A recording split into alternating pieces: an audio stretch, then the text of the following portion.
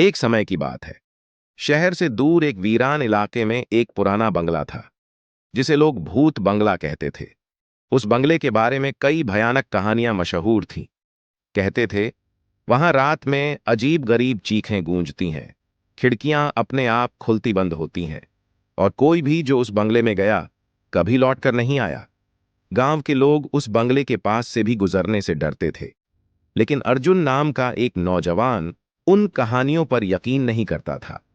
उसे रहस्यों को सुलझाने का बड़ा शौक था। उसने ठान लिया कि वह इस भूत बंगले के पीछे की सच्चाई का पता लगाएगा। उसकी यह जिद सुनकर दोस्तों ने उसे रोका, पर वह नहीं माना। उसने एक रात उस बंगले में जाकर रहस्य को सुलझाने का निर्णय लिया। हथियार के तौर पर उसके पास सिर्फ एक टॉर्च और मोबाइल था। आधी रात को वह बंगले के अंदर दाखिल हुआ। अंदर का माहौल बेहद डरावना था। चारों ओर धूल और जाले थे। फर्श की लकड़ियां चरमराती थीं और दीवारों पर दरारें थीं। अचानक एक जोरदार चीख गूंजी। अर्जुन का दिल जोर से धड़कने लगा, पर वह पीछे नहीं हटा। जैसे जैसे वह आगे बढ़ा, उसे किसी के पैरों की आहट सुनाई दी। उसने टॉर्च की रोशनी उस दिशा में डाली, लेकिन वहां कोई नहीं था। तभी एक पुरानी खिड़की जोर से खुल गई और ठंडी हवा का झोंका अंदर आया। अर्जुन ने अपने आप को संभालते हुए बंगले की दूसरी मंजिल की ओर कदम बढ़ाए। सीढ़ियां चढ़ते ही उसे हल्की हल्की सिसकियों की आवाज सुनाई दी।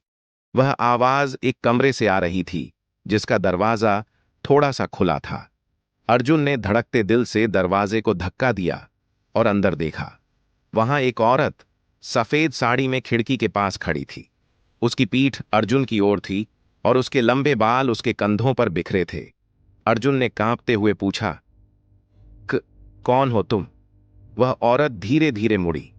उसका चेहरा दर्द और उदासी से भरा था। उसने धीमी आवाज में कहा, "मुझे यहां से मुक्ति चाहिए।" अर्जुन को समझ में नहीं आया कि वह क्या कह रही है। उसने हिम्मत करके पूछा, "तुम्हें मुक्ति क्यों नहीं मिल रही?" औरत की आंखों में आंसू थे। उसने बताया, "मैं इस बंगले की मालकिन थी। मेरे पति ने लालच में आकर मुझे मार दिया और मेरी लाश यहीं दीवार के पीछे छिपा दी। मेरी आत्मा को शांति नहीं मिल रही, क्योंकि किसी ने मेरी सच्चाई नहीं जानी।" अर्जुन का खून खौल उठा। उसने तय किया